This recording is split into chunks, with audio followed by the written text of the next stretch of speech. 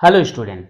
आज हम बोर्ड परीक्षा की तैयारी के अंतर्गत देखने वाले हैं चैप्टर नंबर 8। मैं हूं परेश पटेल। स्वागत है आपका आपके अपने चैनल पीएन पटेल क्लासेस पर। तो आइए देखते हैं। जैसे कि चैप्टर नंबर 8 जो है बैंकिंग एवं कराधान से संबंधित है। यहाँ पर इस चैप्टर में जैसे कि आप ब्लूप्रिंट में देख चुके हैं कि यहाँ पर जो है 1 अंक के 2 प्रश्न आते हैं और 5 अंक के 1 प्रश्न अथवा के साथ, यानी कि 5 अंक वाले में 1 प्रश्न देगा, अथवा करके 1 प्रश्न और देगा। यदि आप हमारा ब्लूप्रिंट वाला वीडियो नहीं देखे हैं तो आप वो जरूर देखिएगा, जिसका लिंक जो है आपको नीचे डिस्क्रिप्शन बॉक्स में मिल जाएगा और ऊपर जो है आई बटन पे मिल जाएगा। तो यहां पर जो है 1 अंक वाला 2 प्रश्न और 5 अंक वाला 1 प्रश्न जो दिया जाएगा, इसमें से आज हम चर्चा करने वाले हैं 5 अंक का। फिर नेक्स्ट वीडियो में जो है हम 1 अंक वाला जो है 2 प्रश्न के बारे में चर्चा करेंगे।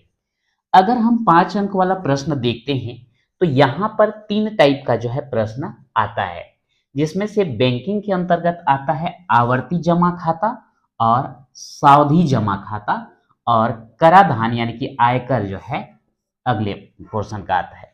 तो ये 3 टाइप के प्रश्न जो है यहाँ पर बनते हैं। अब प्रश्न आएगा कैसे? आवर्ती जमा खाता अथवा सावधि जमा खाता, या फिर सावधि जमा खाता अथवा करके आयकर, या फिर दे सकता है आवर्ती जमा खाता अथवा करके आयकर। कहने का मतलब यह है कि अगर आप आवर्ती जमा खाता और सावधि जमा खाता अच्छे से तैयारी कर लेते हैं और आयकर आप तैयारी नहीं कर पाते, फिर भी आपको पूरे 5 में 5 अंक मिलेंगे, ये गारंटी है। अब यहां पे मैं ये तो नहीं बोलूंगा कि आप आयकर को छोड़ दीजिए, लेकिन प्रश्न ऐसे पूछे जाते हैं कि अगर ये दोनों आपको अच्छे से मालूम है तो आपको इस चैप्टर से 5 अंक बिल्कुल मिलने वाला है। अब यहां पर देखते हैं कि आवर्ती जमा खाता में जो है किस टाइप के प्रश्न पूछे जाते हैं। बिल्कुल सिंपल रहता है। कोई व्यक्ति जो है मान लो 50 रुपए प्रति माह 2 वर्ष तक जमा कर रहा है, ठीक है। तो 2 वर्ष के पश्चात उसे कुल कितना राशि मिलेगा, यानी कि कुल मिला के लास्ट में हमको मिश्र धन ज्ञात करना है, मान सकते हैं। क्योंकि यहाँ पे हम लोग मिश्र धन शब्द का उपयोग नहीं करते, लेकिन 50 रुपए प्रति माह जमा कर रहा है 2 वर्ष तक, और मान लो 4% वार्षिक ब्याज का दर है, तो 2 वर्ष बाद कुल कितना राशि उसे मिलेगा। सिंपल इस टाइप का प्रश्न पूछा जाता है।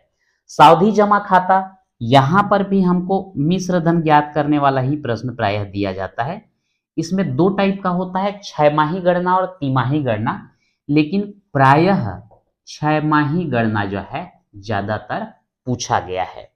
और आयकर में भी एकदम सिंपल टाइप का क्वेश्चन पूछता है, जैसे किसी व्यक्ति का कुल आय दिया रहेगा और वो जो है एलआईसी में कुछ जमा करता है, सामान्य भविष्य निधि में कुछ जमा करता है, और उसके बाद जो आयकर का जो गणना का जो स्लैब दिया रहेगा उसके हिसाब से हमको आयकर की गणना करना रहता है।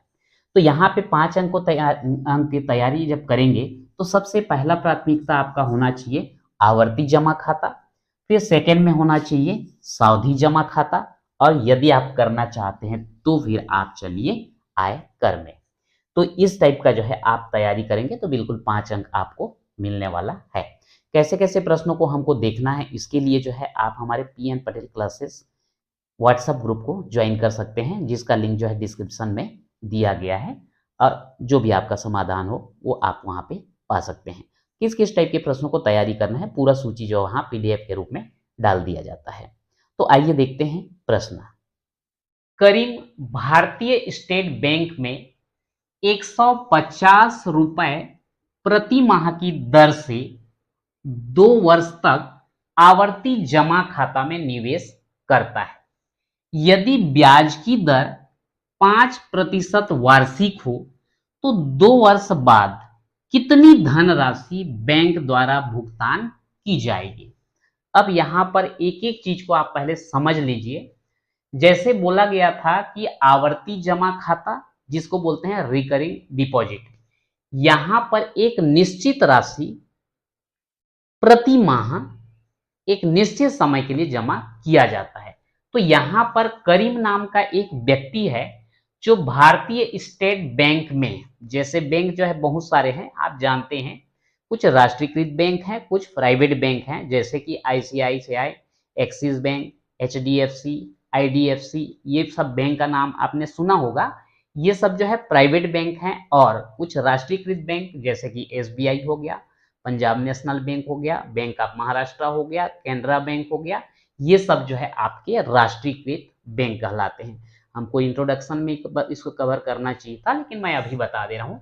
तो यहाँ पर करीम नाम का जो व्यक्ति है वो भारतीय स्टेट बैंक में जो है 150 रुपये प्रति माह, यानी कि हर महीने 150 रुपया जो है जमा करेगा। यानी कि उसका मासिक जमा धन, जिसको हम पी से प्रदर्शित करते हैं, कितना हो जाएगा 150। 2 वर्ष तक, 2 वर्ष तक बोलने से अब 2 वर्ष में कितने महीने हो जाएंगे, एक साल में, एक वर्ष में 12 माह, तो 2 वर्ष में 24 महीने, यानी कि 24 किस्त जो है वो जमा करेगा। सॉरी, किस्त बोलने से थोड़ा सा अलग हो जाता है, लेकिन 24 महीने तक हर महीने 150 रुपये जमा करेगा, इसमें आवर्ती जमा खाता में। यदि ब्याज की दर कितना हो, 5% वार्षिक हो, तो 2 वर्ष बाद कितनी धनराशि बैंक द्वारा भुगतान की जाएगी। 2 वर्ष बाद जब बैंक उसको जो है करीम को पैसा देगी, तो उस कंडीशन में ये 2 वर्ष में जितना भी पैसा जमा किया वो तो मिलेगा ही, साथ में उस पर कितना ब्याज बना उसको भी कैलकुलेट करके मूलधन के साथ जोड़ करके उसको वापस करेगी। तो यहां पर देखते हैं मासिक जमा धन पी बराबर, तो यहां पर जो है प्रति माह कितना जमा कर रहा है, 150 रुपए। तो ये मासिक जमा धन पी बराबर क्या हो जाएगा, 150 रुपए। ब्याज की दर आर, तो यहां पर बोला गया है ब्याज की दर 5% वार्षिक, मैं यहां लिख देता हूं 5% वार्षिक। मासिक किस्तों की कुल संख्या, तो यहां पर जो है 2 वर्ष दिया है उसको हमको मंथ में कन्वर्ट करना होगा। एक वर्ष में 12 माह, तो 2 वर्ष में 24 माह। तो यहां पर n बराबर कितना आ जाएगा, महीनों की संख्या 24। अब इसके बाद जो है हम ब्याज की गणना करते हैं। तो इसके लिए एक सूत्र है, ब्याज बराबर P गुणित R बटे 100 गुणित n धन 1 बटे 24। यहां पर P मासिक जमा धन है, R ब्याज का दर और n महीनों की संख्या, जितने महीने तक वो जमा कर रहा है। तो यहां पर P की जगह आ जाएगा 150 गुणित R की जगह 5 बटे 100 गुणित n की जगह 24, कोष्टक में फिर रहेगा 24 धन 1 बटे 24। अब यहां पर कुछ राशि अगर कटता है तो कटा देते हैं। तो ये 24 से कम और 24 से कम, ये तो कट गया। यहां पर 1 जीरो और 1 जीरो ये भी कट जाएगा। ये 5 एकम और 5 दूनी, तो इस प्रकार से अगर देखें तो यहां बचा 15 बटे 2 और यहां पर 24 और 1 मिला के 25। तो ये आपका 15 बटे 2 गुणित कितना हो जाएगा, 25। अब यहां पर जो है आप इसको गुणा कर दीजिए, तो क्या हो जाएगा, 25 पंछे 125, 125 का हम क्या लिखेंगे 5, बच गया कितना हासिल 12, और 25 एकम 25, ध्यान रखेंगे 25 पंछे 125 का 5 लिख दिए, बच गया 12, 25 एकम 25, दोनों को जोड़ दो 7 और ये 3, तो ये आ गया 375 और बटे कितना है 2।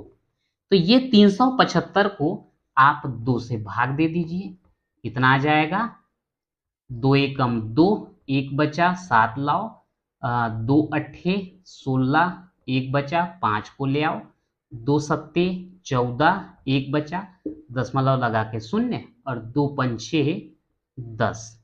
तो यहां पर आ गया 187.5। यहां पर ये ब्याज है, तो 187.5 का मतलब क्या है, 187.50 यहाँ लिख देता हूं, नहीं तो यही कंफ्यूजन करता है।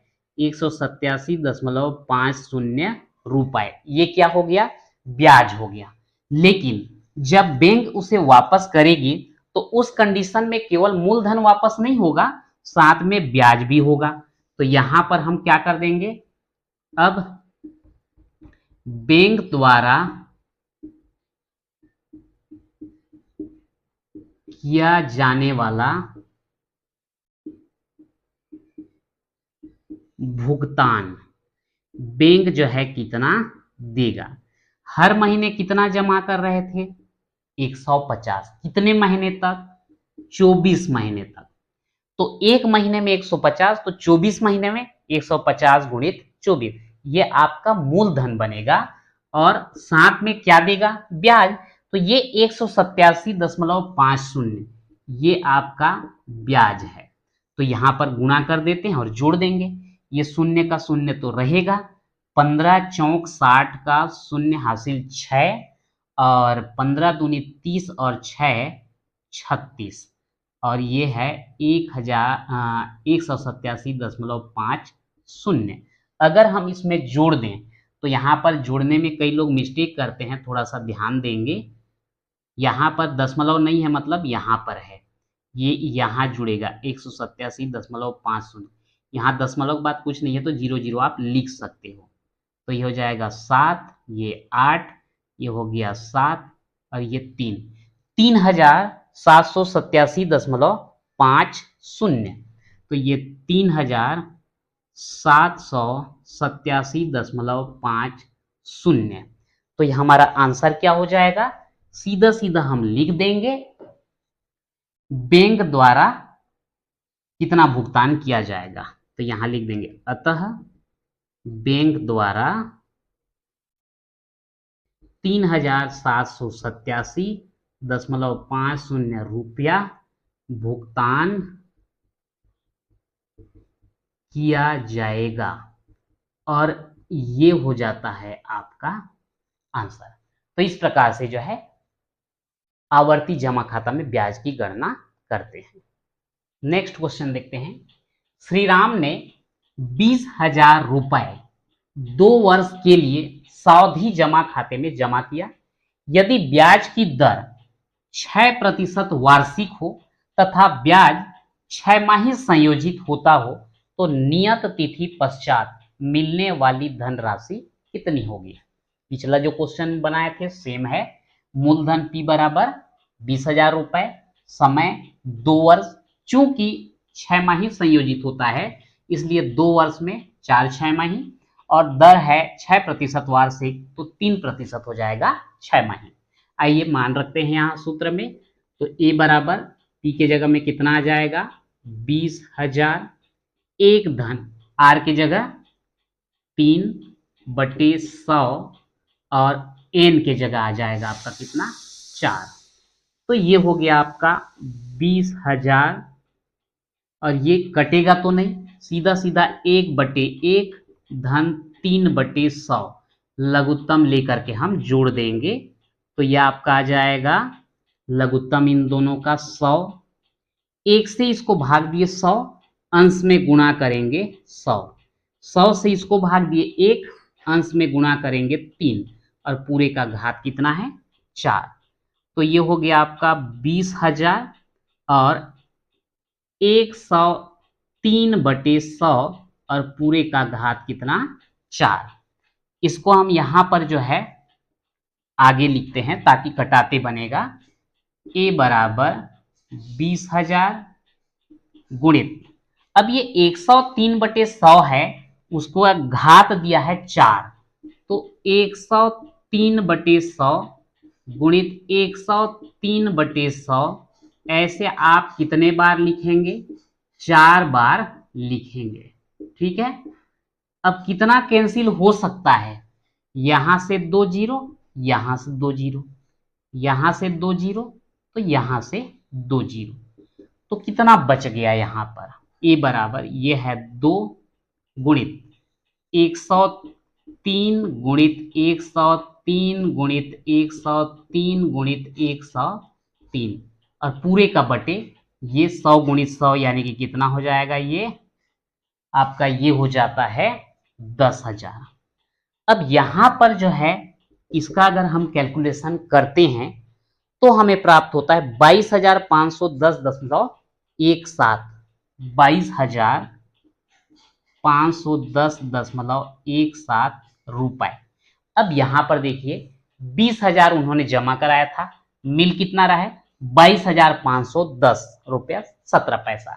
तो ये जो 2,510 रुपया है वो उनको ब्याज मिलता है। तो यहां पर आंसर हम क्या लिखेंगे, अतः नियत तिथि पश्चात, नियत तिथि पश्चात मिलने वाली धनराशि, इसको लिख देंगे 22,510.17 रुपए होगी, और ये हो जाता है आपका आंसर। तीसरा प्रश्न देखते हैं। वित्तीय वर्ष 2008-9 में रमेश की कुल वार्षिक आय 3 लाख रुपए थी।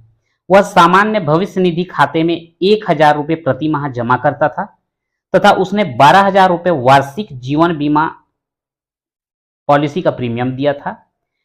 यदि 1,50,000 रुपए तक कोई आयकर नहीं है तथा 1,25,000 रुपए से अधिक आय पर 10% की दर से आयकर देय हो एवं सभी बचत पर छूट की अधिकतम सीमा 1,00,000 रुपए हो तो उसके द्वारा देय आयकर की गणना कीजिए, जहां शिक्षा उपकर देय आयकर का 3% है। तो यहां पर जो है कुल वार्षिक आय, रमेश की कुल वार्षिक आय है 3 लाख रुपए। तो यहां पर कुल वार्षिक आय में हम लिख देते हैं 3 लाख रुपए। अब उसमें जो है कुछ छूट मिलेगा, जो भी वो जमा करता है, निवेश करता है, तो उसमें सामान्य भविष्य निधि खाते में बोला गया है 1,000 रुपए प्रति माह। तो यहां पर 1,000 रुपए एक महीने में, तो 12 महीने का हो जाता है आपका 12,000 रुपए। जीवन बीमा पॉलिसी में बोला गया है 12,000 रुपए का प्रीमियम। तो जीवन बीमा पॉलिसी यहां पर है 12,000 रुपए। तो कुल जमा कितना हुआ, ये 12,000 और ये 12,000 हो गया आपका 24,000 रुपए।